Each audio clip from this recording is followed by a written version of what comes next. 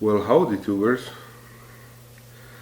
In part 1 we covered the first steps into the journey of building a rustic watch strap.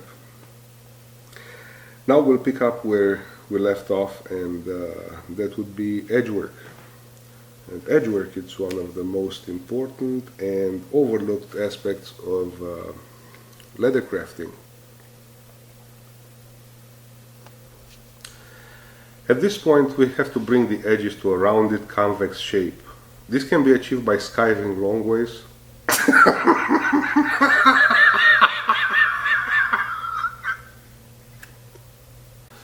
Okay, we'll try it again. At this point we have to bring the edges to a rounded convex shape. This can be achieved by skiving long ways, using an edge tool, or by sanding, which at its turn can be done with abrasive stones and sandpapers. You create a shape, sand and burn the fuzzy fibers, and then get ready for closing the edge. Burnishing. Burnishing is this closing of the edge fibers by rubbing waxes. You basically do in 10 minutes what 10 years of use, 10 years of wear would do to it.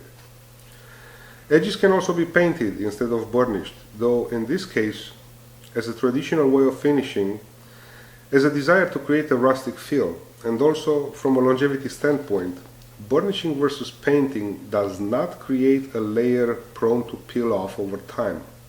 And that layer of painted edge, it will peel off.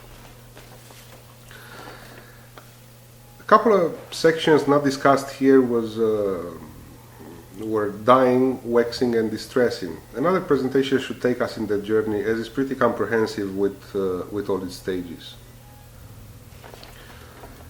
Regarding keepers, after having them cut at the desired width, we work the edges in the same manner as discussed, creating the convex shape, burnishing the edge, and also for the keepers we are burnishing the rear or the inner part for ease of use.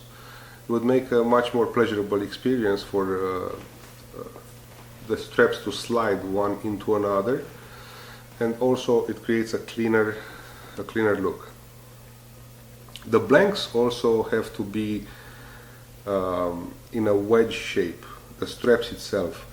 Actually they are a three-way taper, which provides ease of use and also takes off the top heavy feeling of the watch for a more pleasurable end experience. You can see the wedge shape blanks right here. They are all also regarding the finish. They are all created from the same material, same start material, same color, same finish, and through that dyeing and distressing, which we'll cover into the next presentation, we got to this result.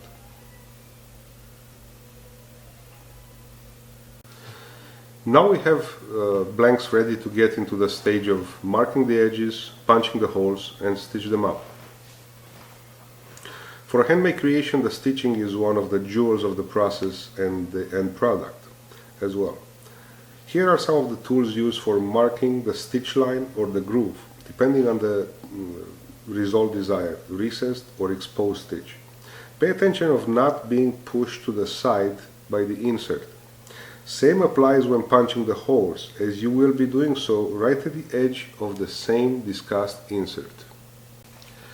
After you choose the desired thread, color, thickness, shape, like round, flat, etc., you are ready to embark in a late at night journey with a needle. This could also be the subject for another presentation due to complexity. Just a quick word of advice.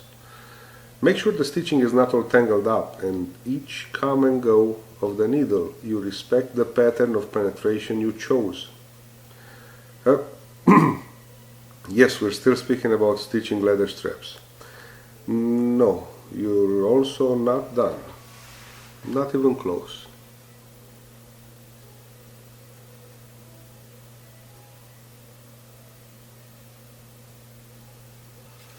Okay, now it's time to say "Ee-ha." You do feel the enthusiasm in my voice, right? Keepers. Now it's time to get those strips you have prepared for finishing the keepers. Yes, the ones that you have burnished the edges, the backing. Don't tell me you don't have them now. Mark a sufficient overlap area, as an example, in between the stitches. skive all the way down to 0, as you will have to create a ring that has the same thickness all the way around. Glue as previously discussed 2 thin layers of adhesive. Just like the turnarounds, you will trim the flared out edges over the overlap area and refinish.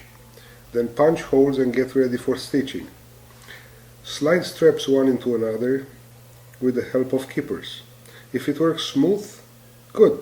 If not, well, start by cutting new strips and repeat steps 127 through 164. Time to put a little more oomph into that. Yeehaw! It's getting exciting out here. Time to write with fire.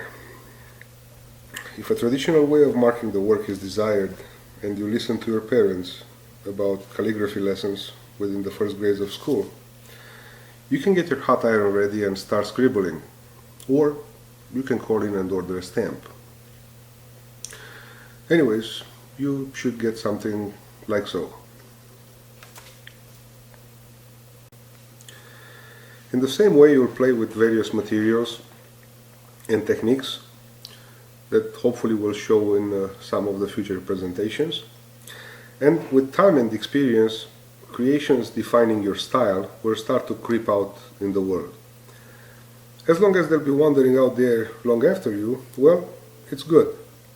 Now, if you really want them to be out there long after you, I suggest looking into stone carving or other endeavors. At this point, it's time for you to grab the mouse, and it's not hard. I'm not asking for anything hard.